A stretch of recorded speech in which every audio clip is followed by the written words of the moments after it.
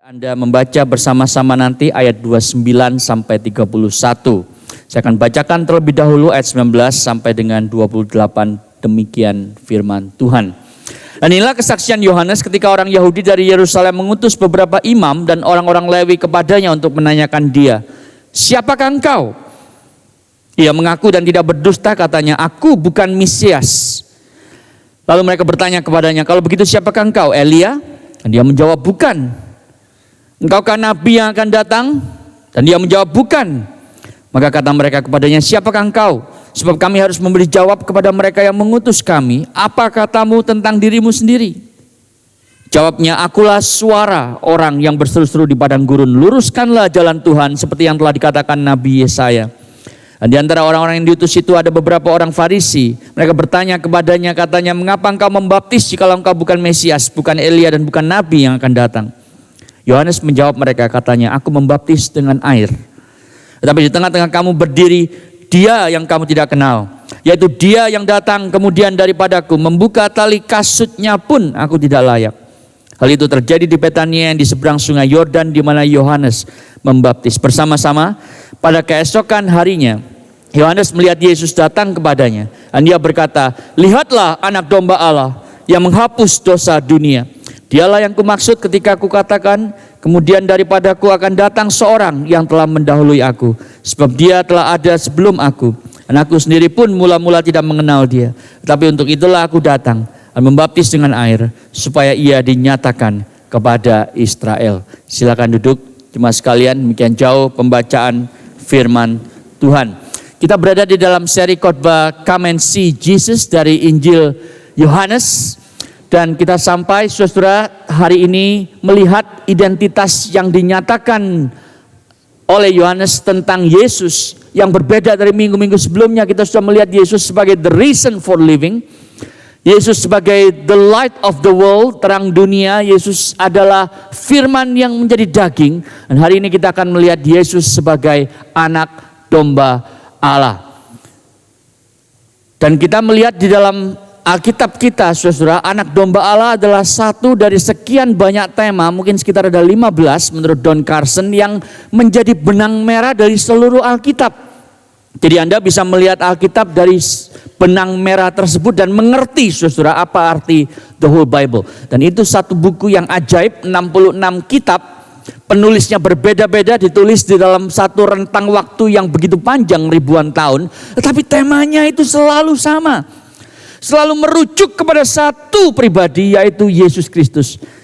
Misalnya, saudara, tema redemption. Anda bisa bicara tentang the language of marketplace. Itu muncul dari Kejadian sampai kepada Wahyu. Bicara mengenai konsep kutukan, di mana Adam dan Hawa dikutuk dan keluar dari Taman Eden, kemudian sampai ke kitab Wahyu bicara soal perjanjian yang dipelihara oleh Allah. Dan juga tentunya bisa bicara soal sacrifice, persembahan, mulai dari Kejadian sampai Wahyu. Secara khusus yang kita akan lihat hari ini di dalam konteks kita memikirkan the Lamb of God. Itu sebab, saudara, kalau Anda belajar Alkitab harus sistematis, ya, tidak lompat sana dan lompat sini. Sehingga Anda tidak menjadi orang Kristen yang ayatiah, tahu ada ayat gitu ya. Ayatiah itu artinya cuma tahu ayatnya ada di Alkitab, tapi tidak tahu gambar besarnya seperti apa. Maka Anda harus jadi orang Kristen yang Alkitabiah, bukan hanya ayatiah. Tapi mari kita lihat, saudara, the Lamb of God ini, saya ingin membaginya menjadi 3 poin. Yang pertama, the witness to the Lamb. Yang kedua, the wonder of the Lamb. Dan yang ketiga, our worth in the Lamb of God. Mari kita lihat yang pertama, the witness to the Lamb of God. Saudara, Yohanes Pembaptis atau disebut Yohanes the Witness, ya, John the Witness, Yohanes yang menjadi saksi akan anak domba Allah. Ini adalah seorang yang luar biasa, seorang yang kalau hari ini saudara hidup, itu mungkin Anda akan terpukau, dan saya yakin semua kamera, televisi, network TV itu akan mengikuti dia setiap hari. Karena orangnya itu luar biasa, saudara. Yang pertama itu dia adalah orang yang sangat karismatis. Bukan denominasinya karismatik, tetapi karismatis, saudara. Dia punya drawing power yang luar biasa. Kalau Anda membaca di dalam ketiga Injil yang lain, Injil Sinoptik, Matius, Markus, Lukas, Anda juga akan ketemu figur Yohanes Pembaptis.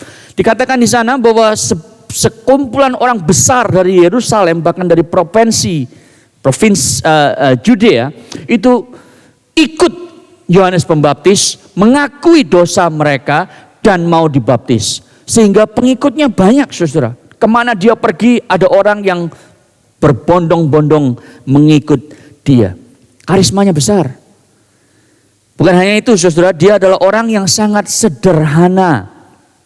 Beda dengan pemimpin Kristen hari ini, kalau sudah punya banyak pengikut, fansnya luar biasa, baik itu secara real atau di sosial media, saudara, maka tiba-tiba gaya hidupnya jadi fantastis gitu ya. Mobilnya langsung harganya itu seharga rumah. Tapi Yohanes Pembaptis enggak, saudara. Dikatakan di sana bahwa dia itu punya baju dibuat dari camel's hair. Rambutnya unta. Jadi sederhana sekali, dan dia tuh cuman makan locust and wild honey. Dia makan belalang sama madu, saudara, buat breakfast, lunch, dinner tiap hari. Makanya nggak kolesterol, nggak darah tinggi, saudara. Anda boleh ikuti diet ala Yohanes Pembaptis.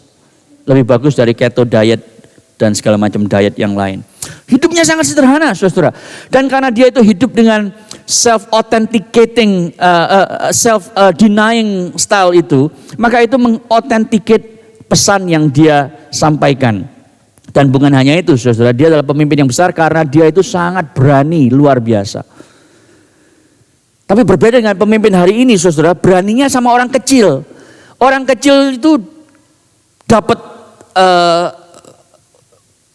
kemarahan pembesar, ya, pejabat, pemimpin besar, sehingga digilas, dimanipulasi. Yohanes Pembaptis tidak hanya berani kepada orang kebanyakan, orang yang sederhana yang hidup di sekitar Sungai Yordan itu, di Yerusalem itu, di Yudea itu. Enggak, saudara, tapi dia juga berani kepada tentara. Dia berani kepada pemimpin agama, bahkan dia berani kepada Raja Herodes. Dan dia mengatakan bahwa engkau adalah seorang adulterer karena engkau itu main gila dengan perempuan yang bukan istrimu. Dan untuk itu dia kehilangan kepalanya. Jadi dia ini orang yang luar biasa berani. Tapi kebesarannya bukan terletak kepada karismanya, kesederhanaannya, atau keberaniannya, saudara.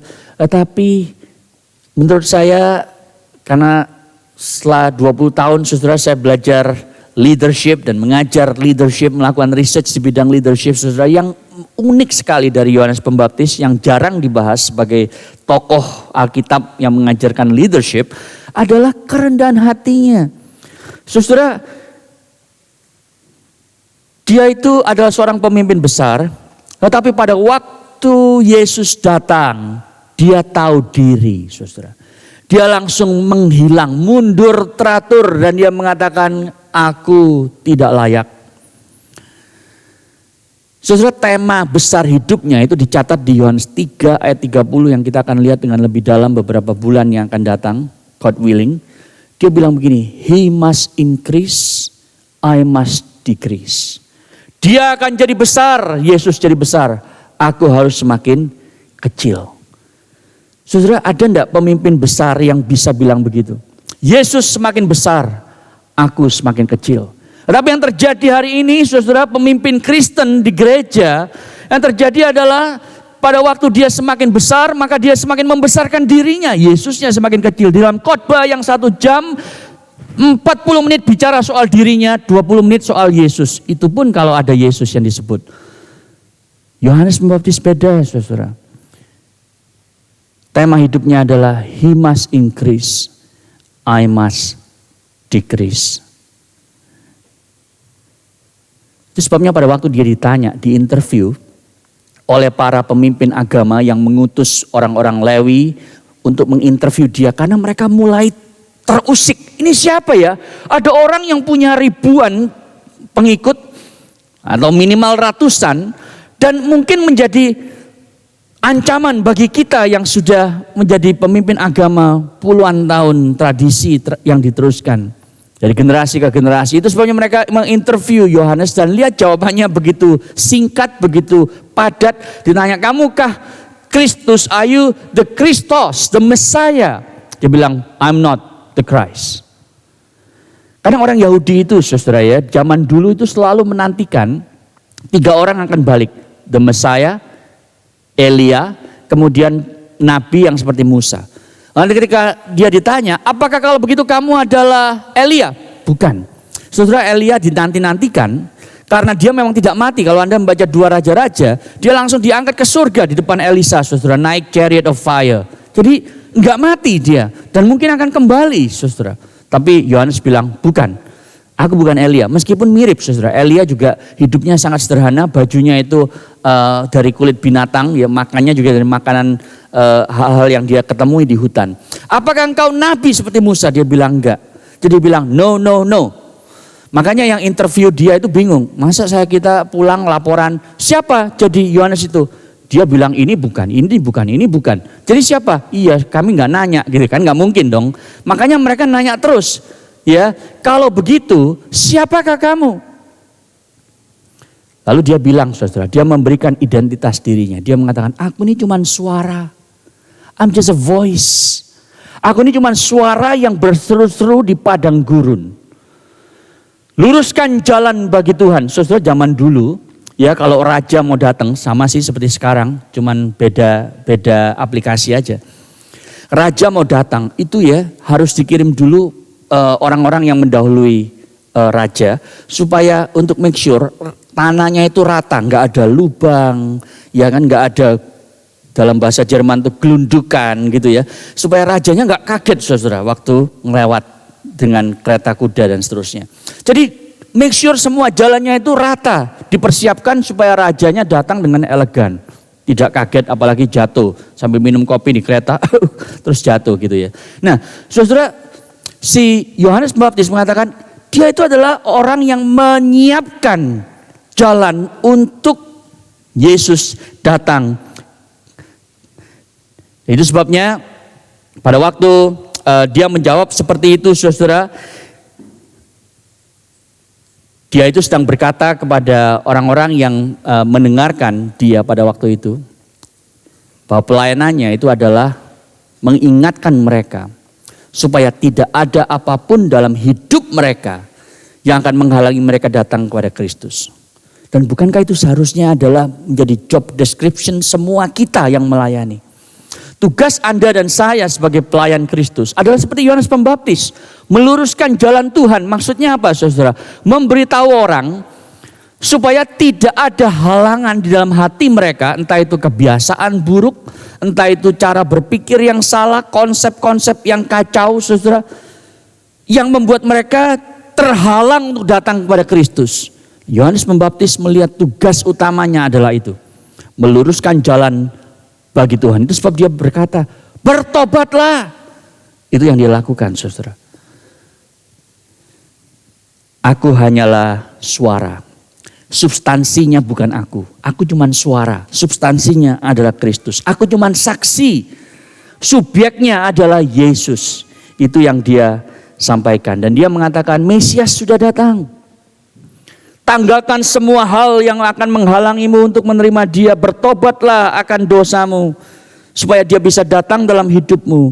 Dan menjadi rajamu. Saudara, dia begitu berani tapi juga begitu rendah hati. Bahkan dia mengatakan, saudara, bahwa membuka tali kasutnya pun aku tidak layak. Dalam slide berikutnya ada gambar sendal, saudara. Saya nggak tahu ini merek Timberland atau merek Bata apa merek lain, saudara. Zaman itu nggak ada merek, semuanya sama. Ini yang dipakai Yesus kurang lebih. Ya, kalau harganya dijual hari ini mahal, cukup mahal, saudara, karena dipikir keren gitu ya. Tapi zaman dulu it's just a sandal gitu ya. Dan kalau Anda tahu itu sangat bau karena debu di Palestina itu sangat tebal, saudara, dan berkeringat. Jadi Anda jalan kayak di Indonesia lah ya, kalau lagi panas begitu ya, habis mandi Anda keringetan lagi kan. Apalagi ini di kaki saudara, jadi bau. Nah, Rabi Yahudi itu mengajarkan gini, kalau engkau adalah seorang murid ya, engkau harus melakukan segala sesuatu yang seorang murid lakukan kepada gurunya. Apapun yang dilakukan oleh seorang budak. Kecuali satu hal, yaitu nyopot sendal dan mencuci kaki gurumu. Kenapa? Karena itu pekerjaan yang paling rendah. Dan hanya budak yang melakukan itu. Saudara, zaman sekarang mana ada murid yang mau cuci kaki gurunya gitu ya. Copotin sendalnya. Saya nggak pernah saudara seumur-umur ke kampus gitu ya, lalu ada student saya, oh can I wash your feet? Boleh nggak cuci kaki Pak? Ini ada baskom sama lap sama sabun gitu ya. Nggak mungkin saudara. Saya pernah satu kali ke Sichuan, mengunjungi profesor di Sichuan University, kolega saya. Saya disetirin sama dia masuk ke kampus, saudara, dijemput dari hotel lalu masuk kampus, begitu parkir berhenti, saya kaget tiba-tiba ada 2 mahasiswa PhD-nya datang saudara ke mobil. Saudara tahu ngapain? Langsung bawain tasnya, ya langsung dikasih payung karena sedikit gerimis gitu. Lalu dia juga mau bawa tas saya saudara. Saya pikir saya mau digotong pakai itu loh, apa namanya? Oh nggak usah. Saya bilang gitu. It's okay. I can carry my own bag, kira-kira gitu ya. Tapi dalam bahasa Inggris karena saya nggak bisa Mandarin gitu ya. Saudara, di Australia nggak mungkin terjadi yang seperti itu. Yohanes bilang bahwa pekerjaan membuka tali kasut sandal itu hanya seorang budak yang bisa melakukan. Lalu dia bilang, aku bahkan tidak layak untuk melakukan itu. Berarti apa? Dia melihat dirinya lebih rendah dari budak. Ini adalah pemimpin yang luar biasa, saudara. Pemimpin yang besar, tapi begitu dia tahu dia ada di hadapan Kristus, dia tahu siapa dirinya. Dia bilang spotlight-nya sekarang menunjuk kepada Yesus, bukan kepada aku. Dia harus semakin besar, aku harus semakin kecil. Saudara, apakah itu tema hidup kita? It's not about your glory, tapi the glory of Jesus. Apakah yang Anda lakukan setiap hari di kampus, di rumah, di gereja bahkan itu menunjuk Kristus yang di center, bukan diri Anda. Tiap kali ketemu orang Anda cerita, aduh iya ya hidup ini kok sulit ya, inflasi itu kok terus naik. Bayangkan dulu beras harganya segini, sekarang 2 kali lipat. Jadi ngomongnya itu tentang kesulitanku, problemku dan seterusnya. Tidak ada Yesus yang di highlight saudara. Kalau Anda punya teman, sudah berteman mungkin setahun, 2 tahun, bahkan 10 tahun. Tidak ada penginjilan yang pernah keluar dari mulutmu. Tidak ada Kristus yang Anda pernah siarkan kepada dia. Apakah Anda sungguh mengasihi teman Anda? Yohanes Pembaptis tahu tujuan dia hidup. Tujuan dia ada di generasi di mana dia ada. Adalah supaya orang itu tertuju kepada Kristus. Dia mau menjadi saksi dari anak domba Allah. Bagaimana dengan kita? Yang kedua saudara, the wonder of the Lamb of God. Kenapa Yesus anak domba Allah ini begitu memukau sehingga Yohanes itu mendedikasikan seluruh hidupnya kepada Kristus? Lihat ayat yang ke-29 dan ini menjadi fokus kita untuk poin ini saudara. Hari berikutnya, jadi ini hari yang kalau Anda tata semua sequence of events yang terjadi di semua kitab Injil saudara. Ini terjadi setelah Yohanes membaptiskan Yesus. Setelah Yesus dicobai saudara di padang gurun selama 40 hari. Jadi itu semua sudah terjadi. Lalu di kemudian hari besokannya dia melihat Yesus itu datang kepada dia. Lalu dia mengatakan lihat, look, dan kalimat yang dipakai adalah behold. Maksudnya itu gaze intently at him. Lihat dia baik-baik. Dia adalah anak domba Allah yang menghapus dosa dunia. Perhatikan, dia tidak bilang, lihat teladan moral yang luar biasa. Lihat pemimpin politis yang akan menjungkir balikan kerajaan Roma. Lihat guru yang sangat brilian. Enggak, saudara, dia mengatakan lihat anak domba. Saudara, aneh enggak sih? Kalau kita ngomong orang itu anak domba, ya, Anda pernah nggak punya teman, udah lama nggak ketemu nih, suatu kali ketemu janjian mau ngopi gitu ya, begitu Anda muncul di kafe, lihat anak domba, lu apaan sih gitu ya?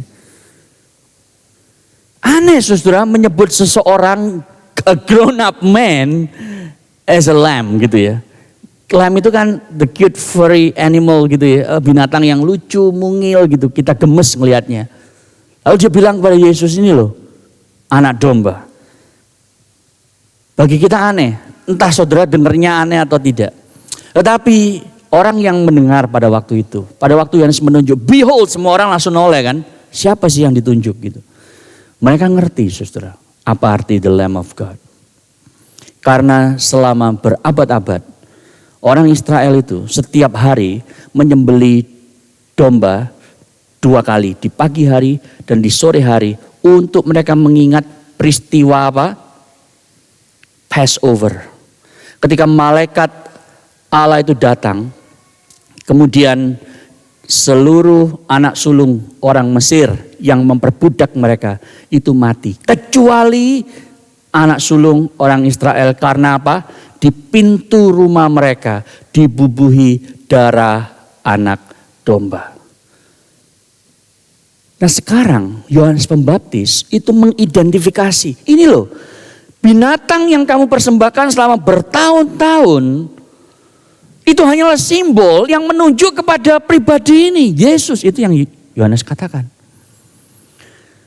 Audiensnya pada waktu itu, saudara, tahu persis dan ingat pasti, karena itu diajarkan terus di kalangan orang Yahudi, peristiwa yang pernah terjadi di Kejadian 22. Anda masih ingat Kejadian 22, Abraham mempersembahkan anaknya. Saudara, Abraham ini dipilih Tuhan, Kejadian 12 dibilang keluar dari Ur Kasdim. Abraham, namanya masih Abraham. Serahkan masa lalumu kepadaku dan ikut aku. Itu yang Allah bilang. Tinggalkan tanah leluhurmu, tinggalkan keluarga, tinggalkan comfort zone-mu dan ikut aku. Jadi Abraham diminta untuk menyerahkan masa lalunya. Aku akan membuat engkau menjadi berkat melalui keturunanmu bagi seluruh bangsa. Itu yang Allah janjikan Kejadian 12. Lalu Abraham ini nunggu bertahun-tahun. Dia bilang, Tuhan, aku sudah tua. Sarah sudah tua, istriku. Kita nggak punya anak, gimana mau jadi berkat besar? Lalu saudara, Allah menepati janjinya memberikan Ishak. Anak yang sangat dikasih oleh Abraham.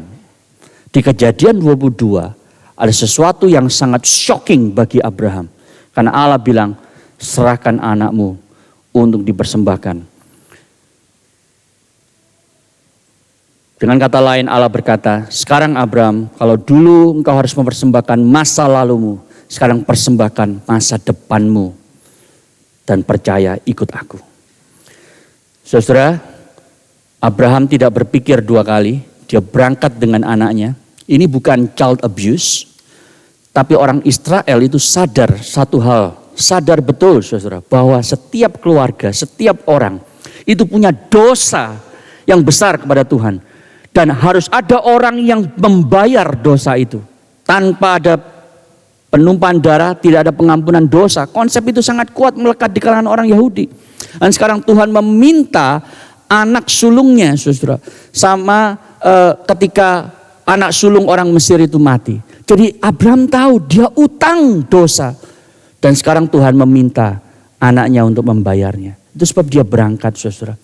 Dan Ishak yang masih kecil itu dia lihat, Pak, kayunya ada, apinya ada, mana anak dombanya? Lalu Abraham menjawab, Tuhan Allah akan menyediakan anak domba itu. Dia adalah Jehovah Jireh dalam bahasa aslinya. Dialah Allah yang menyediakan. Saudara, kemudian muncul anak domba dari balik semak itu, ya kemudian dipersembahkan. Cerita itu, saudara, sangat melekat di kalangan orang Israel, dan sekarang Yohanes itu mengatakan, ini loh anak domba Allah, yaitu Yesus yang nantinya akan naik ke atas kayu salib. Bedanya dengan Ishak.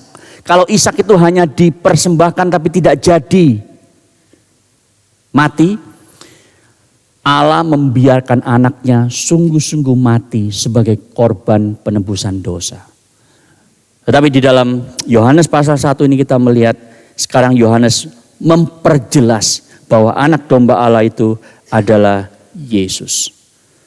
Dan saudara, tadi saya mengatakan di awal bahwa di Alkitab itu ada benang merah yang selalu muncul dari Kejadian sampai Wahyu akan tema-tema tertentu. Anak domba Allah ini muncul mulai dari Kejadian, bukan? Cerita Abraham. Lalu kita sekarang melihat di dalam Injil Yohanes, bahkan nanti sampai di kitab Wahyu muncul, saudara. Di kitab Wahyu itu dikatakan, saudara, di ayat pasal yang ke 5, lalu ada muncul lagi di pasal yang ke-21, dikatakan di sana bahwa setiap orang yang berlindung di balik darah anak domba Allah akan melihat nama mereka itu ada di dalam kitab kehidupan anak domba. Those who shelter under the blood of the Lamb will have their names written in the Lamb's Book of Life. Jadi saudara, kesimpulannya apa? Kalau di masa perjanjian lama, pertanyaan Ishak itu terus didengungkan oleh orang Israel. Where is the lamb? Mana anak domba Allah yang akan menghapus dosaku? Maka di perjanjian baru, Yohanes Pembaptis menjawabnya dengan, Behold the lamb. Lihatlah ini loh anak dombanya yang kau nanti-nantikan. Dan di kitab Wahyu, di seluruh kekekalan nanti kita akan mendengar teriakan, Worthy is the lamb. Dimuliakanlah anak domba Allah. Itu saudara, kenapa the Lamb of God gives us wonder, amazement. Kita seharusnya terpesona, terpukau, tidak ada habisnya. Bahwa Allah menepati janjinya sejak awal akan ada korban yang sempurna, anak domba yang dipersembahkan untuk menggantikan Anda dan saya. Dan Yesus dengan sukarela menyerahkan hidupnya, sama seperti domba yang dikatakan oleh Yesaya, dia tidak akan marah. Saudara, domba tidak bisa mencakar lalu menyerang saudara pada waktu dia sedang dikorbankan. Yesaya mencatat dia seperti kelu dibawa ke pembantaian. Dia tidak membuka mulutnya. Sama seperti Yesus, saudara. Ketika dia digiring ke salib, dia sepertinya pasrah. Karena dia tahu dia harus mati di atas kayu salib untuk menggantikan Anda dan saya. Apa implikasinya bagi kita di abad 21 hari ini? Kita melihat poin yang ketiga dan terakhir, our worth in the Lamb of God. Implikasi yang paling jelas itu adalah kepada harga diri kita. Harga diri kita, self-worth. Saudara, kalau Anda melihat Yohanes Pembaptis, sebuah kontras yang luar biasa akan konsep diri tentang harga diri dia dan konsep dia tentang Kristus. Di satu sisi dia mengatakan bahwa aku ini tidak layak untuk buka tali sepatunya, tali sendalnya aja nggak layak. Jadi terhadap dirinya sendiri dia tuh sangat melihat dirinya tuh sangat rendah, sangat remeh, sangat sepele. Tapi ketika dia melihat Yesus, saudara, dia begitu lantang, dia begitu berani, dia begitu confident. Behold the Lamb of God. Dia tidak pernah bilang, behold me, gitu ya. Lihatlah aku, kayak anak kecil yang, mama lihat saya dong ma, gitu ya. Atau yang sudah dewasa, look at me, I am something. Yohanes tidak pernah melakukan itu, saudara. Dia melihat dirinya, aku ini tidak layak. Tapi begitu lihat Yesus, saudara, dia sangat pede, dia sangat yakin. Hari ini, kalau kita itu punya insecurity, ya katanya generasi milenial itu sangat diliputi dengan ketidakpercayaan diri. Besar sekali, saudara. Nanti kalau saya begini orang bilang apa? Ya kalau saya gagal nanti malu. Muka saya mau ditaruh di mana? Gitu ya. Itu sangat kuat khususnya di kalangan orang timur. Nggak enak ada sungkanisme. Sungkanisme itu tidak bisa diterjemahkan ke dalam bahasa Inggris. Ya, sunken is the best translation. Jadi sungkan itu sulit, saudara. Jadi sungkan itu nggak enak gitu loh rasanya. Ewo pakewo itu terjemahan yang tidak membantu bagi orang Australia. Jadi saya kalau menjelaskan sungkan itu apa, saya punya definisinya gitu ya, yang saya buat sendiri. Tapi sulit dimengerti sampai kamu datang dulu ke Indonesia ya, stay 3 bulan. Nanti kamu baru ngerti sungkan itu apa, and then you explain to me, gitu kan. Gak bisa tetap, saudara. Benar saya tanya teman saya yang local Australian, sudah tinggal di Jakarta sebagai eksekutif selama bertahun-tahun. So tell me what sungkan is. I still can't really define it gitu ya, but I know when I see it, dia bilang begitu.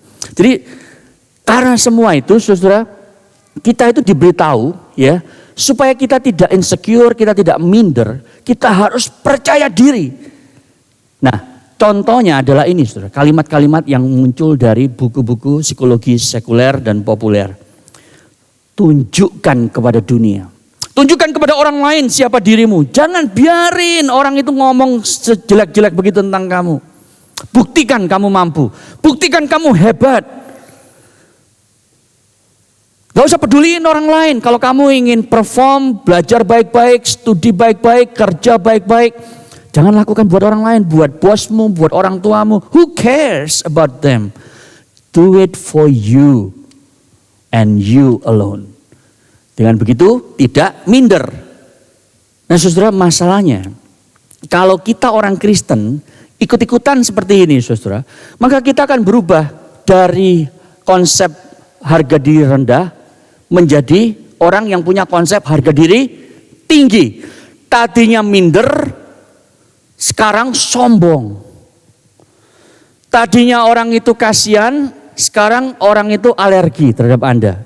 Itu yang membedakan, saudara. Dalam slide berikutnya ada 3 kontras yang sangat berbeda. Solusi sekuler itu adalah basically ini, saudara. Jangan peduliin orang mau ngomong apa. Mereka menjungkir balik kayak anjing menggonggong, kafilah berlalu. Oh, itu peribahasanya kan. Cocok kan, saudara? Ini memang sekuler itu. Ya, you are worthy, love yourself. Itu sekuler. Nah, sekarang sudah jadi Kristen, sudah beragama, saudara, ditambahin Tuhan di dalamnya. Tapi kira-kira mirip sebetulnya. Jangan peduli orang bilang apa, itu kata agama. Engkau adalah orang yang sangat berharga. Taunya dari mana? Engkau adalah biji mata Allah. Sebab akan-akan dalam dunia yang 7 billion ini cuma ada kamu. Tuhan mengasihimu. Tuhan mengasihimu lebih daripada Tuhan mengasihi orang-orang yang gak benar itu. Apalagi orang-orang yang belum percaya Tuhan. Neraka bagian mereka. Tapi kamu dipilih. Kamu dikasihi, kamu adalah anaknya. Aku anak raja, semua anak gelandangan gitu. Nah, jadi kita menjadi orang Kristen yang menyebalkan sekali. Tidak heran, saudara, orang yang tidak percaya tidak mau datang kepada Kristus karena kita seperti itu. Jadi, saudara, solusi dari harga diri rendah bukan harga diri tinggi. Problem kita bukan masalah harga diri rendah atau harga diri tinggi. Problem kita adalah harga diri. Saya ulangi lagi ya. Problem kita itu bukan karena kita punya harga diri rendah atau harga diri tinggi. Karena dua-duanya problematik, saudara. Problemnya ada di harga diri. Maksudnya gini, Anda fokus kepada diri. You focus too much on yourself. Itu masalah besar kita, saudara. Jadi kalau kita itu masih punya harga diri yang rendah, kita itu suka mengasihani diri. Tapi kalau sekarang kita berubah menjadi orang yang punya harga diri tinggi, kita menjadi orang yang sangat menyombongkan diri. Sudah mau pilih mana? Orang yang suka mengasihi diri atau orang yang suka menyombongkan diri? Dua-duanya itu tidak akan membuat Anda menjadi orang yang punya kesehatan fisik dan mental. Injil berbeda. Dalam slide selanjutnya, saudara, Injil mengatakan begini. Jangan pedulikan orang bilang apa. Tapi juga jangan pedulikan apa yang engkau katakan tentang dirimu sendiri. Karena opini satu-satunya yang penting dalam hidupmu adalah opini Tuhan Yesus. Dia adalah anak domba Allah yang menghapus dosa dunia. Saya coba uraikan dulu ya. Apa artinya gospel statement ini? Artinya itu begini, saudara. Solusi kita terhadap harga diri rendah itu bukan memperbaiki harga diri kita, tapi menyadari bahwa problem saya bukan masalah harga diri rendah. Problem saya adalah orang berdosa, sangat berdosa, tetapi juga sangat dikasihi oleh penebus saya. Itu problem saya.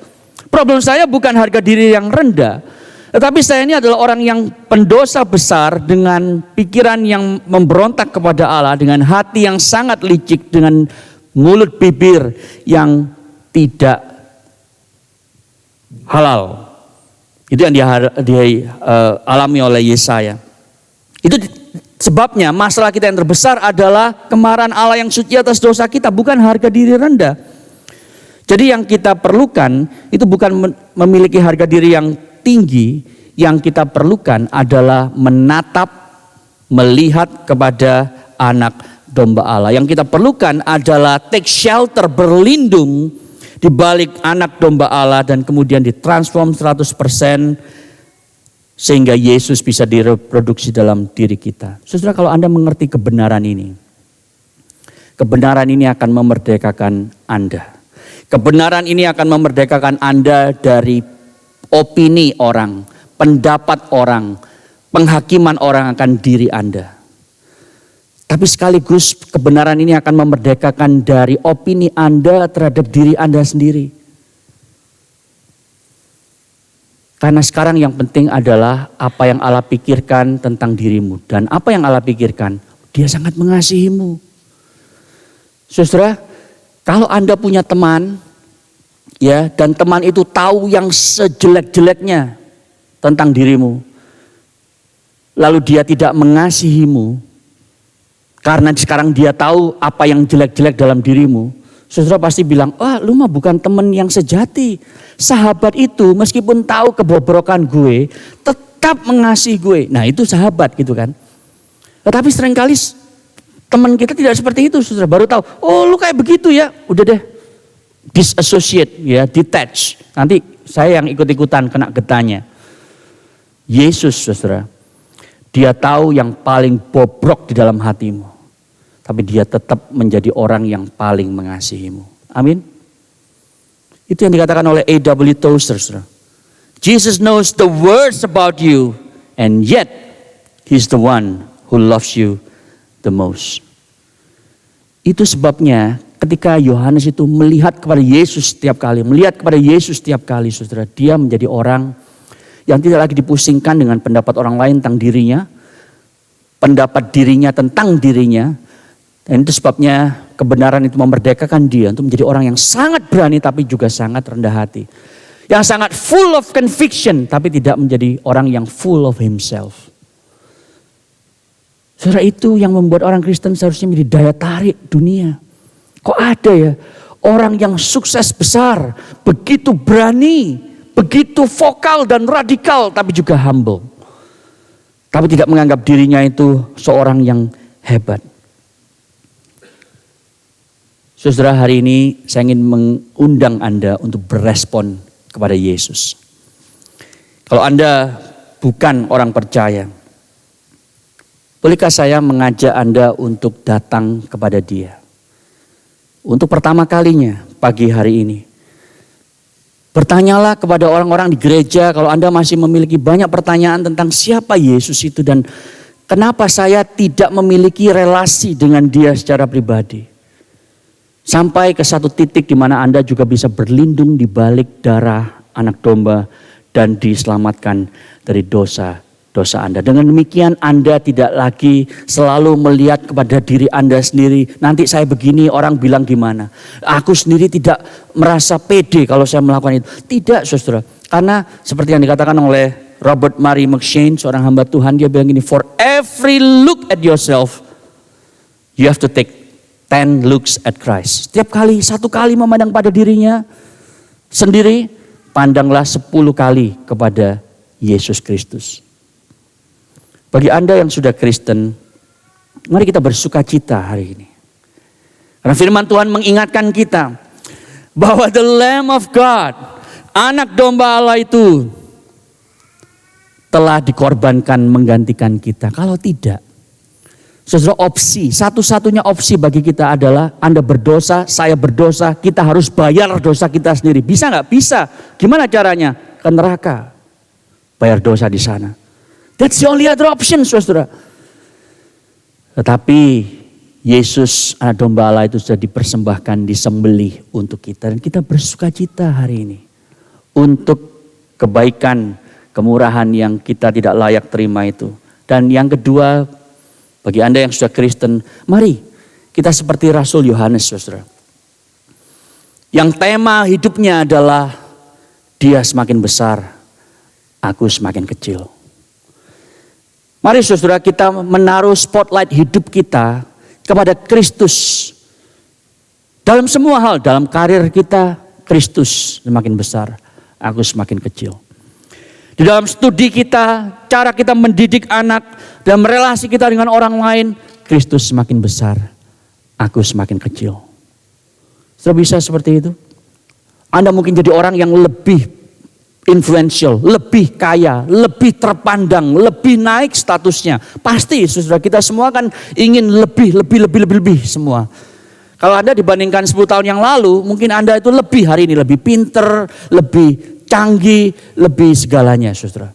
Tapi bisa tidak Anda punya kelebihan semua itu? Enggak apa-apa, itu satu hal yang baik dari Tuhan. Seperti Yohanes Pembaptis, semakin lama semakin terkenal. Tetapi moto hidupnya adalah dia semakin besar, aku semakin kecil. Jadi kita tetap punya influence, tetapi itu hanya supaya spotlightnya kepada Kristus. Influence kita dipakai supaya lebih banyak orang datang kepada Kristus. Itu sebabnya kalau Anda punya teman di Melbourne, Anda punya sanak saudara di Indonesia yang belum percaya Kristus, maukah Anda pakai semua talenta yang ada dalam dirimu, membawa mereka datang kepada